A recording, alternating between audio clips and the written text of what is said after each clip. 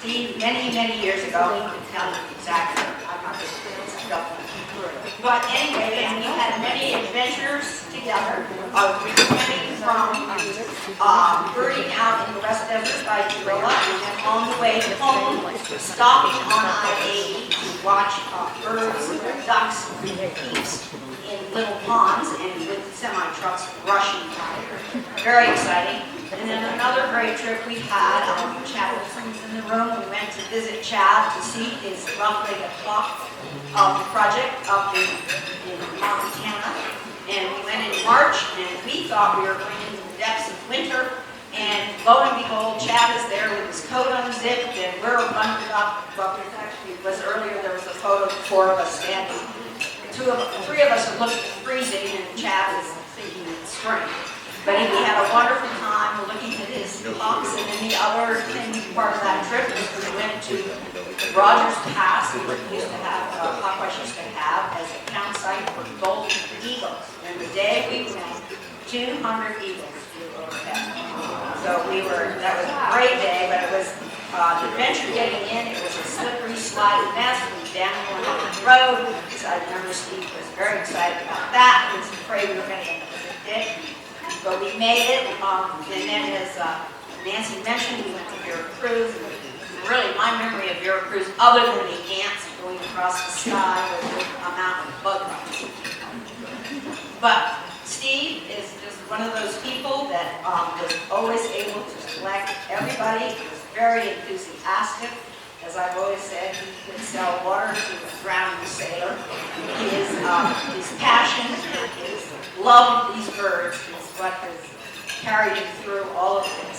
And I'm so honored to be able to call him a friend and glad we had our paths across all these years.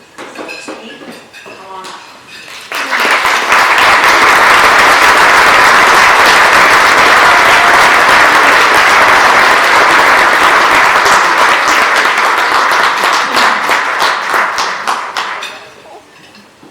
Thank you so much, Jennifer.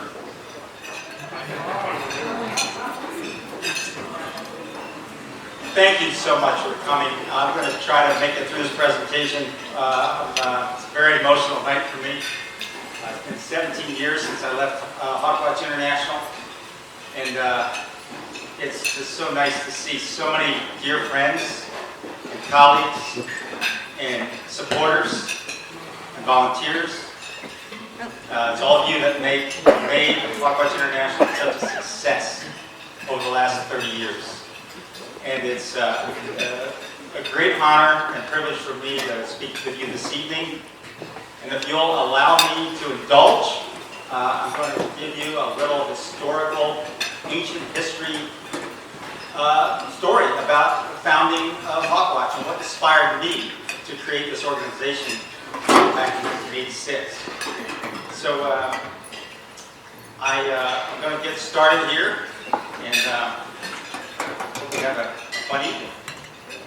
So raptors inspired me because of their beauty and their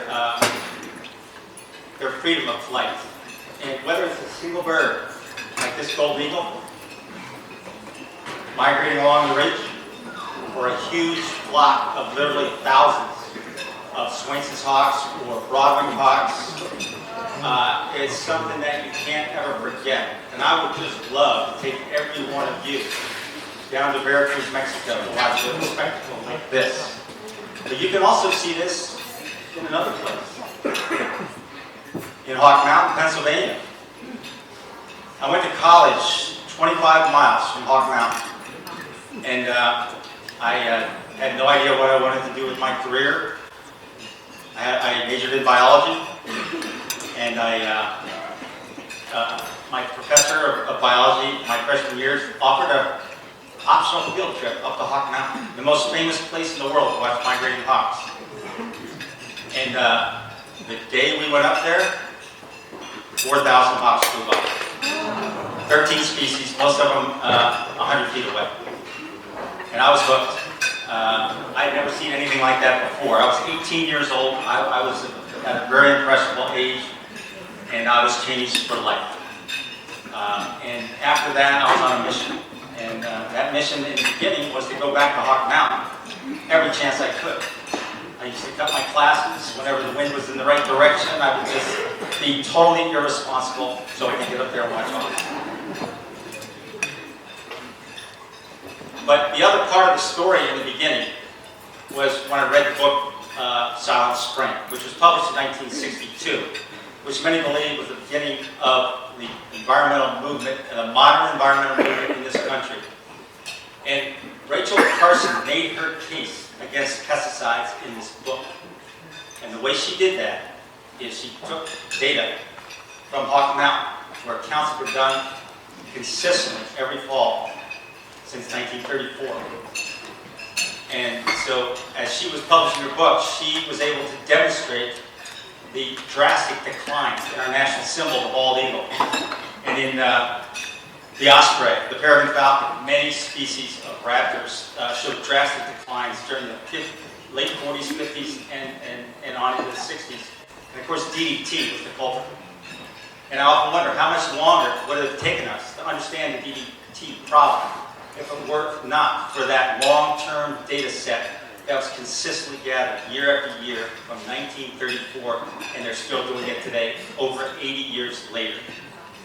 And Rachel Carson's case against pesticides using Hawk Mountain data inspired me to really realize how valuable this information was for conservation. Because these birds are at the top of the food chain. They live in all habitats, and they are sensitive to contamination. They're sensitive to habitat alterations. And as a group of birds, they're relatively easy to monitor because they concentrate along these ridgetop flyways where you can count maybe 17 species and thousands of birds that may originate from as far north as Canada and Alaska and may winter as far south as Argentina and Patagonia, South America. So it's a great opportunity to learn about human-caused and natural changes to our functioning ecosystems. Now, you might wonder, what's a coyote doing in a raptor show about Hawk International? But I went to graduate school at Utah State. I moved out there in 1973. And I was working on a master's degree in coyote ecology to get my master's degree in wildlife ecology, and I got a little distracted. I wanted to find a Hawk Mountain West because I really missed watching the birds.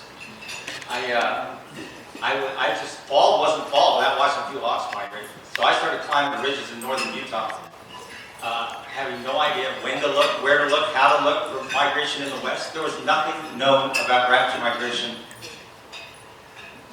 in the west. And so the question even was, did raptors even migrate through the interior west? There was no data. Nothing published, nothing unpublished, not even any just stories from friends. Nobody knew about any raptor migration in the west. And this is what the map of migration sites look like. Look at all the sites along the Appalachian ridges, along the shores of the Great Lakes, along the shores of the Atlantic Ocean. Look at the west. Nothing. That was in the mid-1970s. And my goal, right from the beginning, was to first find one site, and then maybe see if we could find enough sites to put a network together like there was in the east. And then eventually understand raptor population trends across the continent and use them as indicators of environmental health and environmental change. So one day in 1976, some friends and I hiked up to the top of the Wellsvilles, which is about 10 miles west of Logan, Utah, where I was going to graduate school. And in 3.5 hours, we counted 160 raptors migrating by. And a lot of the birds were close. In fact, it was a spectacular place for doing accipiters, harriers, kestrels, golden eagles. And we found something I had been looking for 3 years. Because I started looking in the fall of '73. It took me 3 years to hike to the top of the right ridge. And I just want to acknowledge two guys that were a lot of help in monitoring the Wellsville accounts from 1976 through 1979, and they're both here tonight. Wayne Potts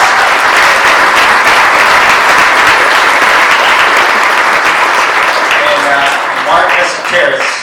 Two stand up so everybody sees that you're really here. I'm not making this up.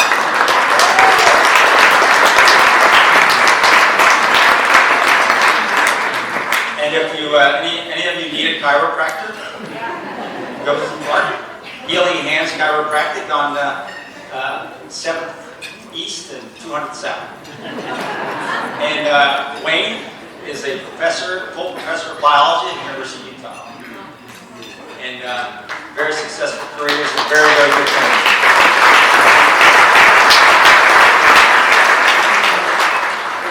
And as we eventually learned, the Wellsvilles was a very unique site in a lot of ways. It had the highest numbers of kestrels of any interior wetland site. It also counts huge numbers of northern harriers. You don't think of harriers necessarily migrating along high mountain ridgetops. We average 272 harriers a season. And then here's the kicker, because a lot of people didn't think golden eagles migrated at all through the region or anywhere. And we counted 236 in the first full season counting in 1977. And I was so excited about this information that I presented my very first scientific paper in May of 1978 in Pocatello, Idaho, at the Cooper Ornithological Society annual meetings. And I presented all this information, and there were a lot of raptor experts in the room. And I was a nervous wreck. I was so nervous I could barely even speak. It was my very first scientific paper. I was just really wet behind the ears. And after my talk, I had a couple, in fact, a professor from Brigham Young University by the name of Dr. Joseph Murphy, who was studying golden eagles in the West Desert for years. He came up to me and said, "Oh, by the way, we don't believe any of your counts. We think that actually you are counting resident birds flying in circles around the mountain." And of course, being this young guy that really didn't have a lot of self-confidence at the time, I was pretty upset about that. And he said the only way we would believe you is if you started capturing and banding the birds. And if you started capturing birds that were unbanded, then we would know these are not resident birds, they are actually transient birds migrating from the farther north. So at that point, I was on a mission to find a place where I could ban migrating hawks, because in fact the Wellsvilles was not suitable. It was 3.5-mile height, 3,200 vertical feet. It was a U.S. Forest Service designated wilderness. There was no way, logistically, we could have set up a banding station there. So I went about trying to find another site. And during these early years, I felt like a voice in the wilderness. There was nobody to talk to about raptor migration. Nobody had studied it. Nobody knew anything about it. There just wasn't anybody to talk to. But there was an organization that was founded in 1974 in Syracuse, New York, called the Hawk Migration Association of North America. And the chairman of the board of that organization, Mike Harwood. Do I have a pointer here?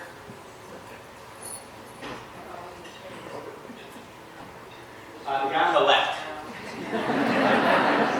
He used to write me these long handwritten letters because he heard about the work I was doing out here in northern Utah. And he really gave me a lot of encouragement in the early years to say, hey, maybe you should really keep this going. It's really important work. And so I started looking at, first of all, I collected all the migration, all the banding data that was available for the Western United States at the U.S. Bird banding lab. And there was almost no information on raptors.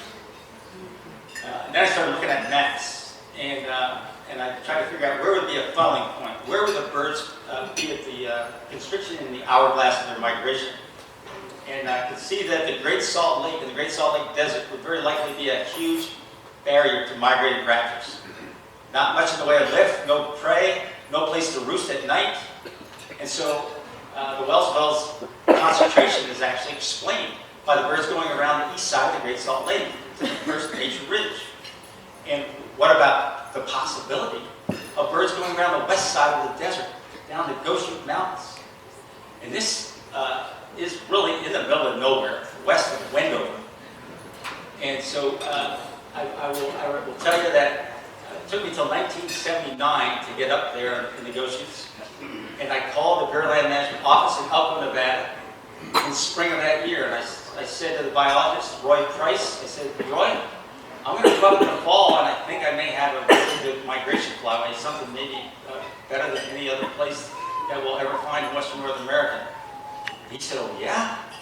Well, I'm going to send a biologist up there to when you come up and see what you guys can find. And so he sent one of his part-time biologists up there, Debbie Beck, and we went up there the very first day, and the hawks were pouring through. And it was a perfect place to band. And so in 1979, I just counted, and since that time, it's turned out that between 10 and 25,000 raptors are counted every fall up there. And it's a tremendous concentration because the birds, in fact, do not want to go over the Great Salt Lake Desert. They do not want to fly over the Great Salt Lake. And that is the first mountain to the west of the desert. And they hang on that ridge. It's a huge funneling point. And of course, I wanted to start banding up there right away. I'd never caught a bird in my life. I was a counter. I never was a bander. I never touched one of those birds. So I needed someone to train me. So a friend of mine who was doing raptor work in Arizona at the time for the U.S. Bureau of Land Management, Brian Millsap, he had banded hawks back in Cape May, New Jersey for years. And so I called him up, Brian, hey, how about coming up to the Goshens with me and teaching me how to capture and band hawks? He said, well, what's the access? I said, well, there's no roads, there's no trails. But, you know, we can make it work. And Brian said, no, that's not going to happen. And he said, let me look around for another place that maybe we can drive to. So he did some looking around, and he found a place outside Las Vegas, Nevada, called Potosi Mountain. And he and I and another friend set up a banding station there in the fall of 1980. And I was with him for 3 weeks, learning the ropes for how to capture, measure, band, and handle these wild birds of prey. And he taught me well. So after I left there, I went up to Goshens at the banding station, and had a friend up there with me, and we started catching birds, and we ended up catching in 2 weeks, 2.5 weeks, almost as many birds as Brian and his friend caught on Potosi Mountain in 7 weeks. But I thank Brian for his help getting me started. Now the Goshen Mountains is truly a wilderness experience. How many folks have been up on the Goshens? Wow, almost half of the people in the room. And the logistics for setting up a banding station are not very easy. But with a little help from the Bureau of Land Management, we were able to do it with helicopter support. And so now every year, Hawkwatch International sling loads water, food, supplies for the entire season with support from the U.S. government. And the National Guard has helped out, the U.S. Bureau of Land Management has helped out, and it's made the logistics bearable. Training ground for young field biologists. And over the years, the Goshens has trained literally many, many hundreds of budding biologists. These people spend anywhere from 2 to 6 weeks up there. And it's just a tremendous opportunity to learn about the birds, learn about handling and their biology, and it's great camaraderie up there. I miss the place myself. I've been up there in several years. And the Goshens Mountains is not only the #1 site for concentrating all migratory raptors, it's particularly good for exhibitors, sharp-shinned hawks and Cooper's hawks. And this fall, for example, they counted over 4,500 Cooper's hawks up in the Goshens. And over the history of the project now, 64,000 raptors have been banded. And by the way, one of long-term volunteers. Flew all the way from Portland, Oregon to be here. Carol Hallett, who's been up there for 10 seasons. Thank you, Carol.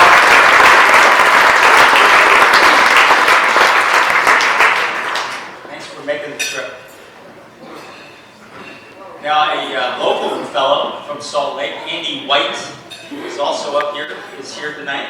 Thank you, Andy, for coming. And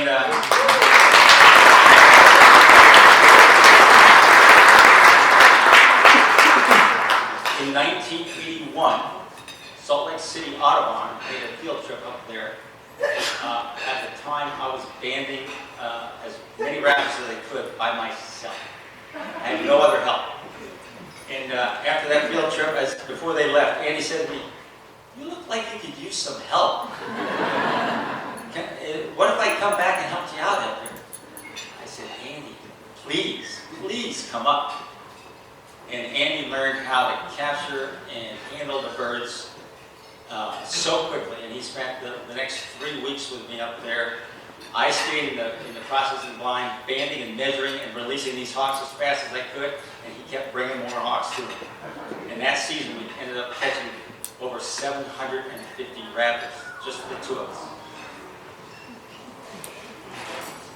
And another person I want to honor who's not here tonight, Matt Sandak.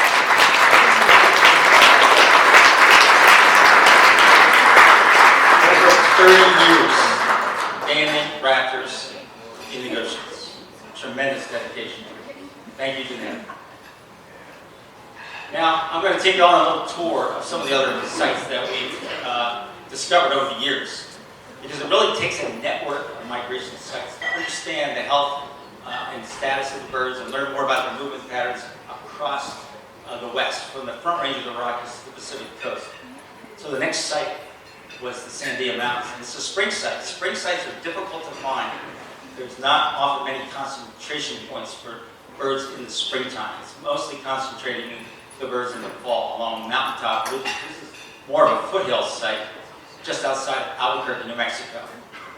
And that was, we discovered that and started doing counts in 84, 85, and started banding there in 1990. And tremendous spring flight of golden eagles, an average of 346 per year. And Manzanas is just 30 miles south of the Sandias, and that's its fall site. And about 5,000 raptors a season there. Beautiful spot at 9,000 feet elevation. You can drive within about 3/4 of a mile, so it's relatively accessible compared to many of these sites. And one of the species we get down there in the Manzanas is the Swainson's hawk. And occasionally we'll get large flocks of birds coming through the Manzanas. One season, we got 7,300 Swainson's hawks were counted in the Manzanas in one season. Tremendous year for these birds. And I want to just recognize Walt Lehman, who's been a volunteer bander down there for 25 years. Walt, thank you. Stand up.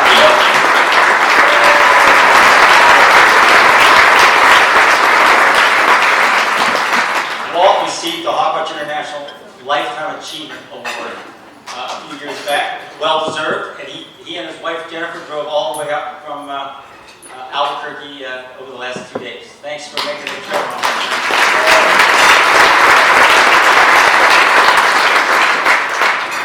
So I was working for the U.S. Fish and Wildlife Service through the early 80s as an endangered species specialist.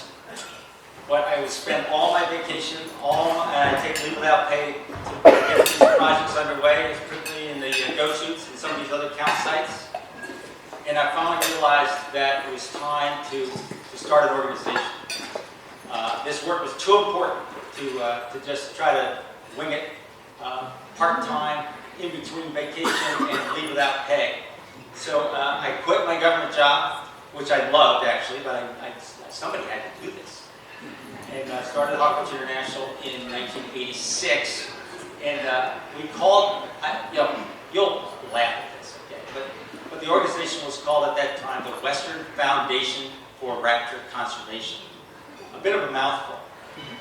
And fortunately, one of my board members in 1990 said, we ought to change the name. And came up with the name Hawkwatch International. We changed the name in 1990, 4 years later, and it was the best decisions we ever could have made because it provided so much more visibility and name recognition. And early on, I was thinking that this organization would do basically one thing. It would monitor raptors along migratory flyways. That was going to be its narrow focus. That was the whole purpose in which I started the organization.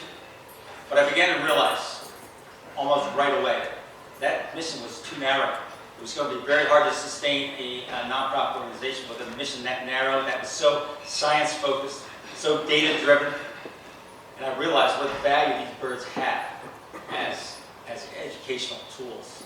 Taking injured, non-releasable birds into classrooms and inspiring people to care about the environment and learn about nature and how these birds survive and how they are barometers of environmental health and change. So within 2 years after starting the organization, I decided to shift the mission to have a dual mission of raptor monitoring and raptor education. And it was, I think, one of the best things I ever could have done because the organization really catapulted. It had so much more support to have that more diverse mission. And I want to just take a moment. This is somebody who's not here tonight, Catherine Strickler. She was an unbelievable volunteer for 2 years in 1989 and 1990. I was running the organization out of my house throughout 1989, and Kath decided, hey, we need to open an office. We just can't run a nonprofit out of your home. Nobody's going to come by, and nobody's going to feel comfortable walking into your home and wanting to get involved in the organization. So Kath opened our first office in Albuquerque in the spring of 1989, and it was a really great important step to getting the organization off the ground. Now, in the fall of 1990, Hawkwatch International's bank account was empty.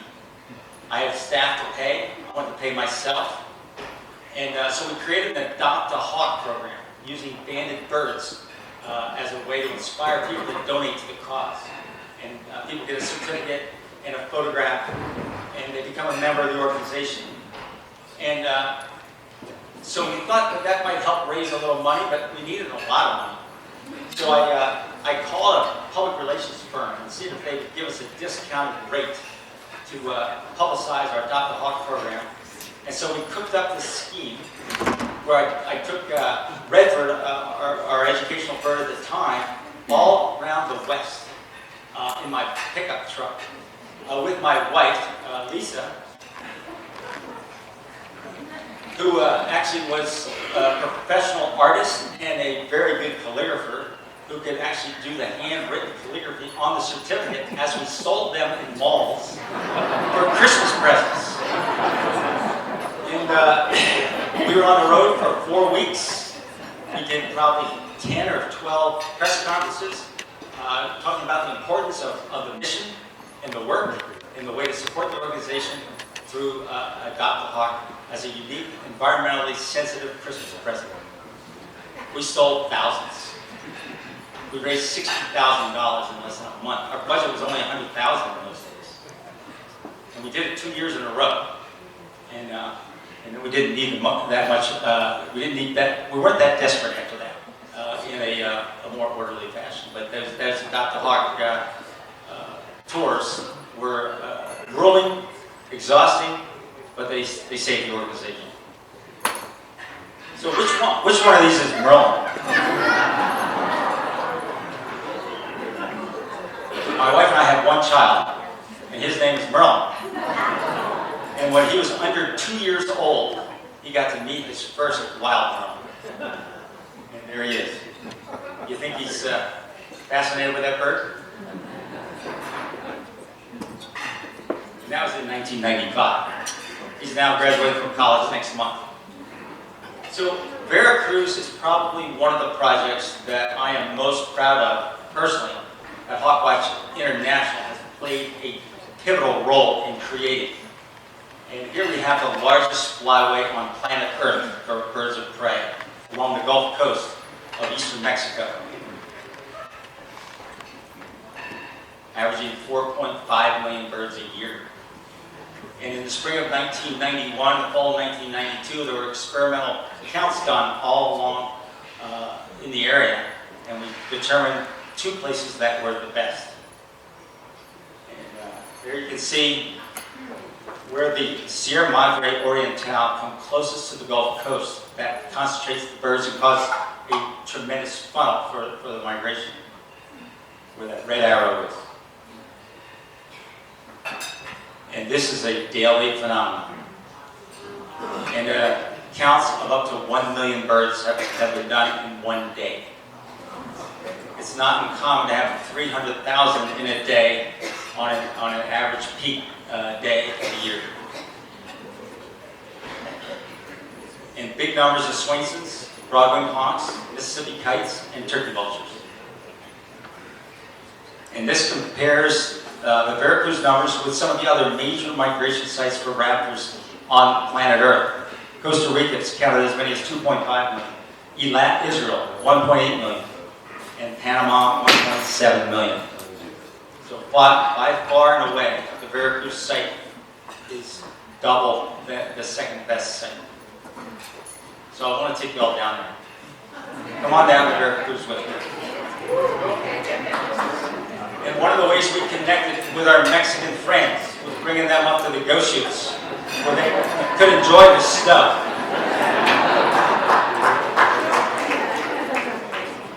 And we got Jorge on the right, Tavo in the middle, and Ernesto on the left. Major workers down there in Veracruz to set up that project down there, and they set up a banding program as well as a count site, which is still going on today. And I enjoyed working with Laurie Goodrich at Hawk Mountain and Ernesto to get this project off the ground. And it's just been a tremendous project, not just for the science, but they have launched a huge educational program down there. And I'll explain later why that is so important to the Mexican culture and the health of the birds, many of which spend the winter in Mexico, from birds that breed here in the United States and up in Canada and Alaska. And there's 2 places where we count down there. One is the rooftop of a hotel in Cardel, Mexico, in the state of Veracruz. So if you want to have a beer, no problem. And we also counted from a soccer field out in a place called Chichicasta. And there was a tenuous observation post. This metal scaffolding, and if it got too windy, that place could blow down. And so it was a little unsafe, to say the least. And one time it did blow down. And there were some people seriously injured. Which is why we're so happy that the Veracruz River of Raptors Observatory was built and completed in 2006 in Chichicasta. And I will tell you that one of the reasons why that was built is just a support from a lot of folks here in the United States, including our own Jennifer and Randy Spears. So thank you all.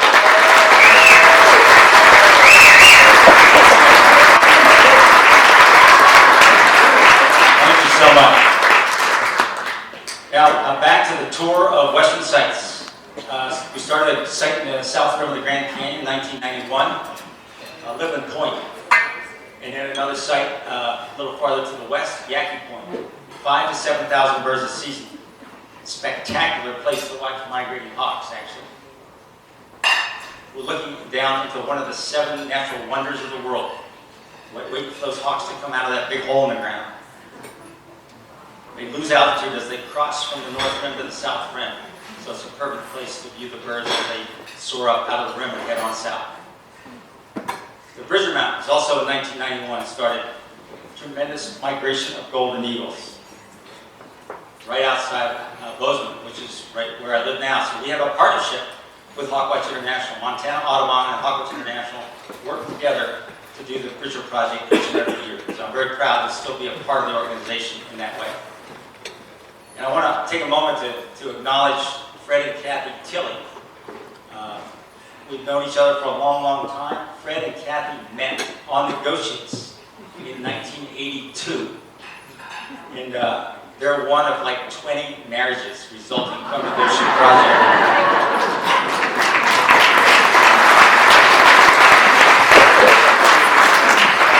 And by the way, there are no divorces. And we do have some of those couples here tonight. So thank you for coming, Catherine and Steve from San Jose, California. In the back. Yep. And Fred discovered the Bridgers in 1979. But we didn't actually get this project started until 1991. It's a great place for many rappers, but especially Golden Eagles.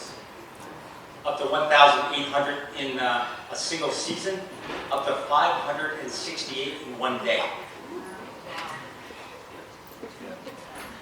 And another big change for Hawkwatch International was I made a decision to move the headquarters of Hawkwatch International from Albuquerque, New Mexico to Salt Lake City in June of 1993. And that was another really, I think, strategic move.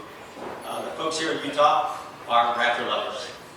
And membership grew, grants grew, and we're closer to the Go Shoots and closer to the center, all of our field projects all over the West. So thank you all for your steady support over the years.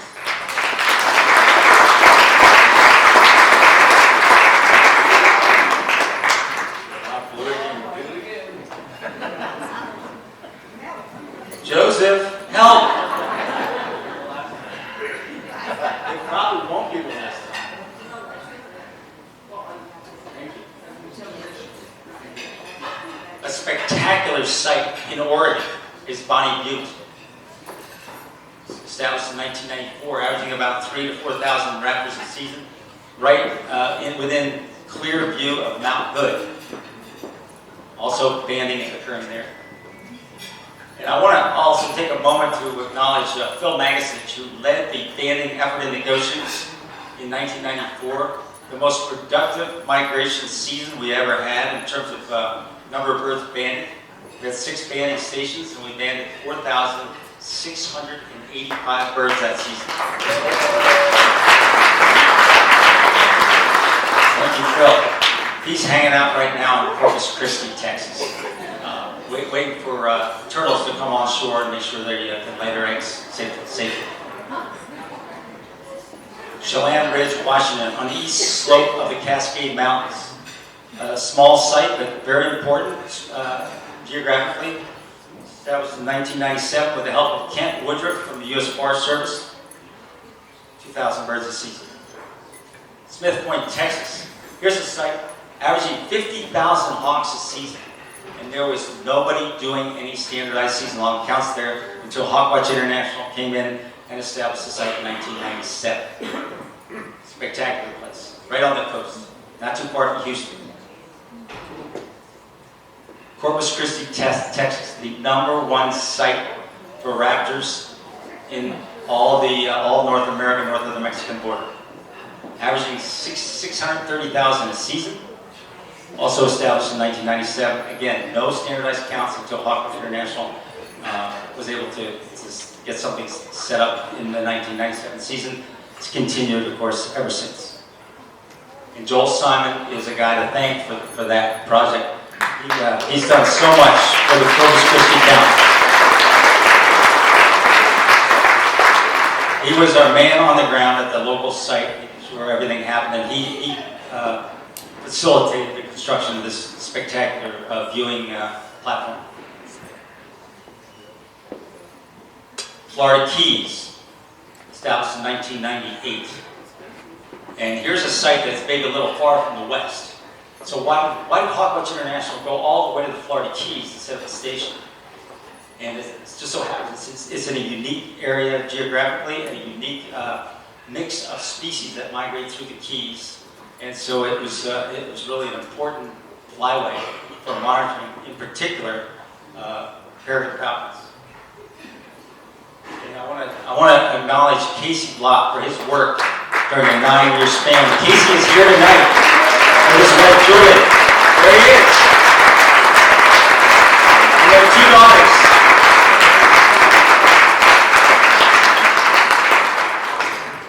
All the way from Boise, Idaho. Thank you all for coming. It's great to have you here. Thanks for all the work you did in the Florida Keys. Commissary Ridge started in 2001. Now, I was no longer with the organization. I left in 1999. A very important site for BDOs and Eagles. But I want to thank Jerry Ligori for all these tremendous rap donations.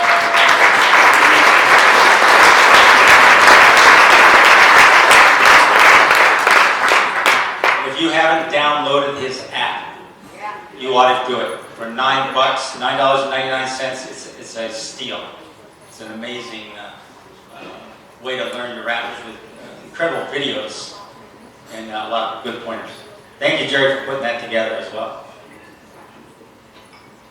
Now we have the West is starting to fill in with sites. Look at all those Hawkwatch International sites now. From Alaska, and of course they're still cooperating on the Veracruz project. And the West is much better covered now. It just took about 20 years to get there, maybe 30. So a lot of these sites are remote, and that was one of the challenges. People willing to hike up and down every day or camp out at these remote places. The other thing is a lot of these sites are up at 9,000 feet elevation. It's cold up there, especially when you get into late October. So it takes hardy people to do these counts. Dedicated people. And I will tell you, they get paid next to nothing. So I want to take a moment to thank all the observers that have helped provide this fabulous data.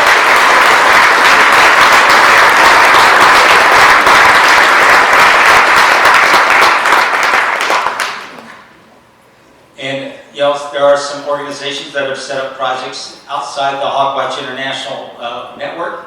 And they're also extremely valuable. Golden Gate near San Francisco, Lucky Peak near Boise, Idaho, and Dinosaur Ridge near Denver.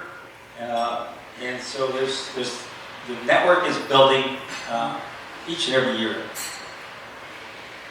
And standardized counts are so important. The 2 standard observers collect the data in a very standardized way. Start at the same time in the season, same time of day.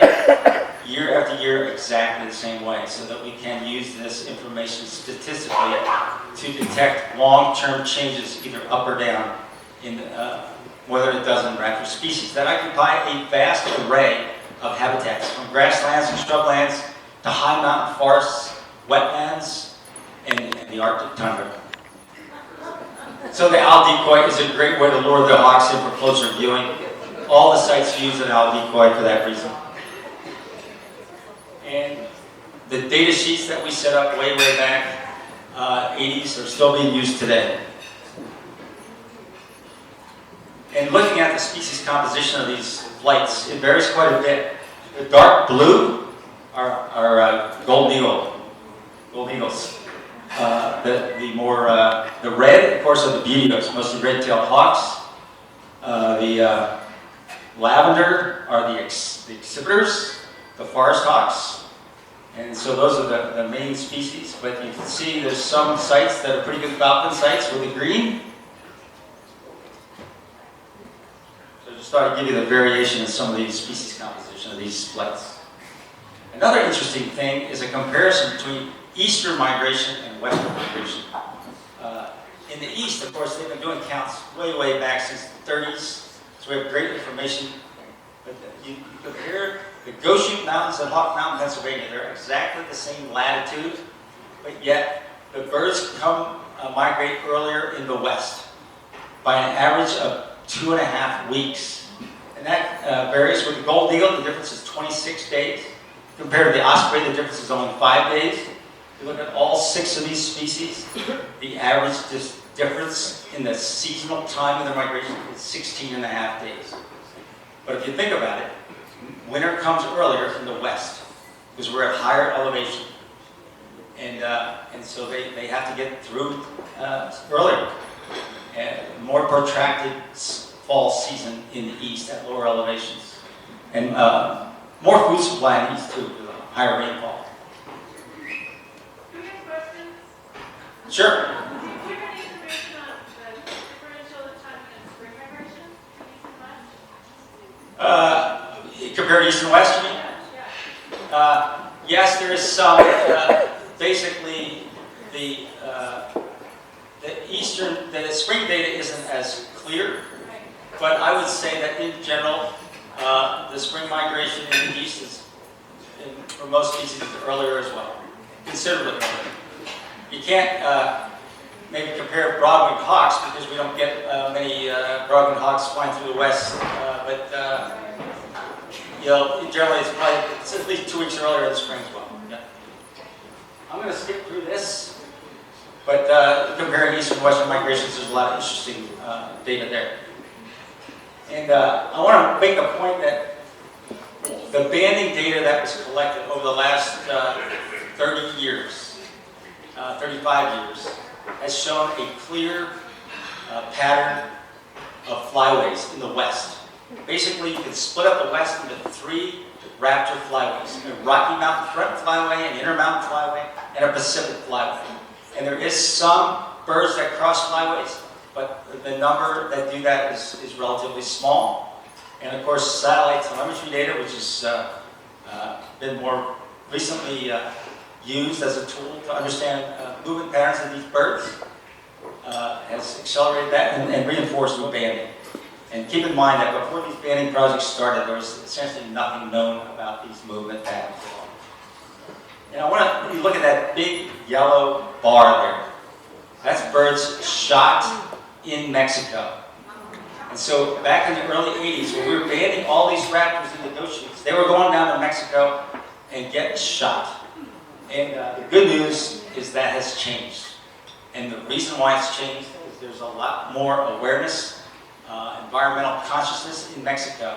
And that Veracruz project that we talked about earlier, they've been responsible for much of that. They've really built a strong education program, just as Hawkwatch International has done so here in the Intermountain West. Very important to change people's attitudes towards these predatory birds. Now, a little bit on the satellite tracking, which has mostly occurred since the year 2000, after I left Hawkwatch International. These are some tracks of golden eagles that are birds that nest in the West Desert, young birds. You can see there's some quite extensive movement patterns for these birds.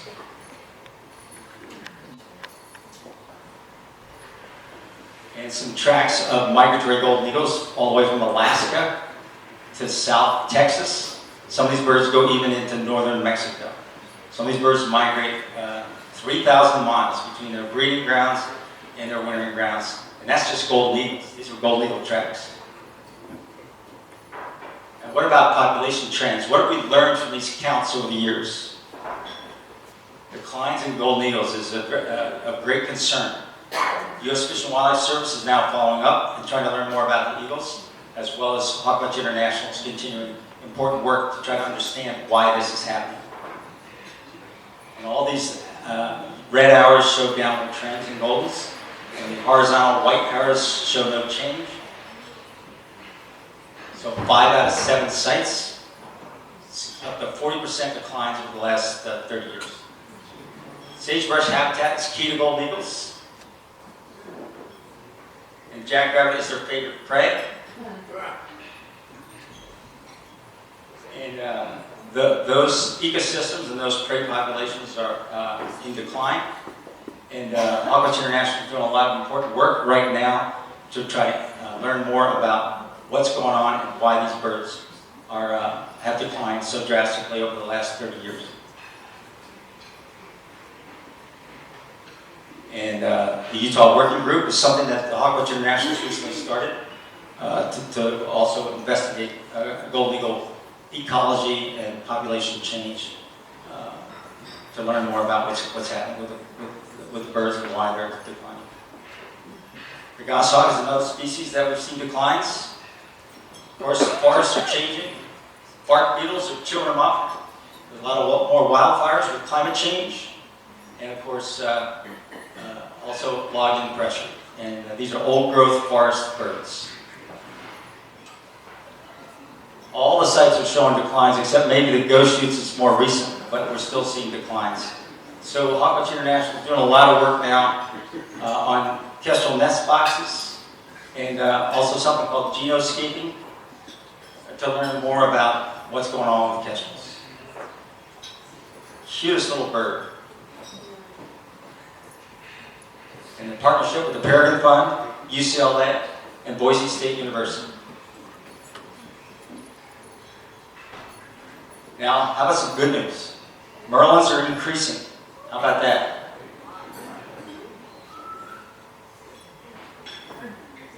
Peregrines are increasing. DDT had a big impact on these birds, and they're still recovering. Even after it was banned in 1972, 44 years ago. They're still coming back. And I guess one of the things I want to emphasize is the value of the educational programs, not just in the classroom, but when you get the children and families up on top of the mountain to not only enjoy the passing birds, but also the birds that you might get a chance to see in the hand that have been banded. It's changed so many lives. And so we want to invite all of you, if you haven't been up to ghost shoots, to come on up. If you have, come on up again. You're welcome anytime. And we've learned so much over the last 40 years from all this raptor migration work in the West. And due to time constraints, I'm going to skip it. Future opportunities. We need more spring sites and more northern latitude migration sites. I think we need to look at migration in relationship to weather parameters in the West. Little has been published.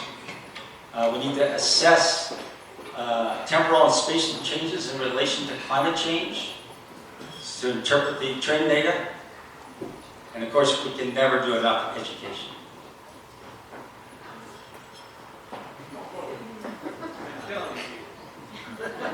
This is messed up. It's not my fault. I want to mention the Raptor Population Index Project was a partnership between Hawkwatch International, Hawk Mountain, Hawk Migration Association of North America, and Bird Studies Canada. And this is basically, for me, a dream come true. The original vision for Hawkwatch International was to have comprehensive information on the status of raptor populations across the continent, from northern Canada and Alaska, south to Mexico, from Pennsylvania to California and Washington State. This project basically takes all the raptor migration data available with 10 years or more counts and does an analysis of trends every 2 years. And you can check the website, you can look at the trends, and distribute that information widely to help us with conservation. Remember, the first step in any conservation of any species is to learn the status of that species. You got to start with that. It's a very important project, and Hawkwatch International's Western information is critical to the overall goals of that project. I'm glad you're closer now, Joseph.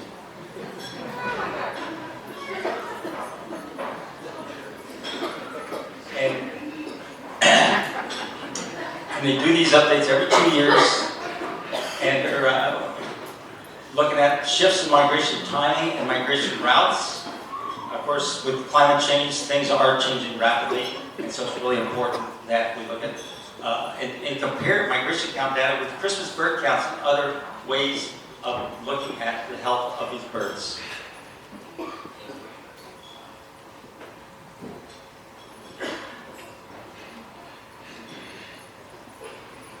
And more recently, Hawkwatch International has set up a new project in Alaska on Gunsight Mountain, the farthest northern site on the continent.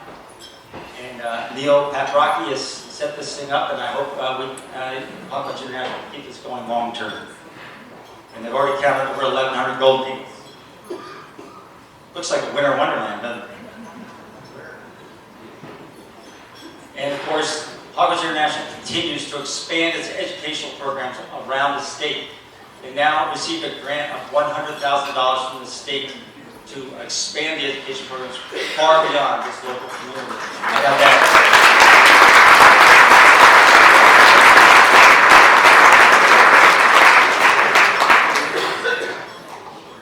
They started a short-eared owl project. Short-eared owls are good indicators of healthy grassland habitats. And a study of cavity nesting owls in southeastern Arizona, as well as northern Utah. And I want to take a moment to thank Howard Gross.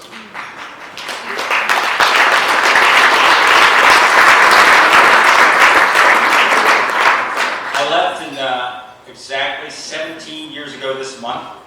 Howard came in as the next executive director, and he really did a fantastic job as the next executive director of Hogwarts International. And I wished he could be here today. He's down in Santa Fe, probably having too much fun.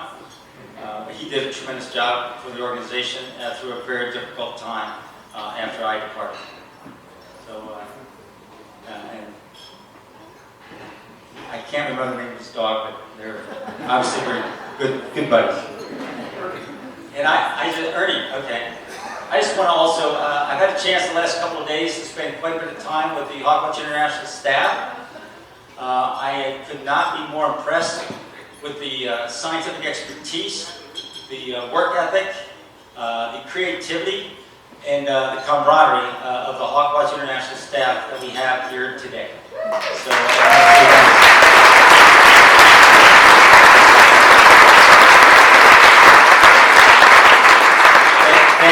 thank them and the entire board, past, present, board members, all the volunteers, all the donors, for carrying my original vision forward for hopefully the next 30 years. Thanks so much.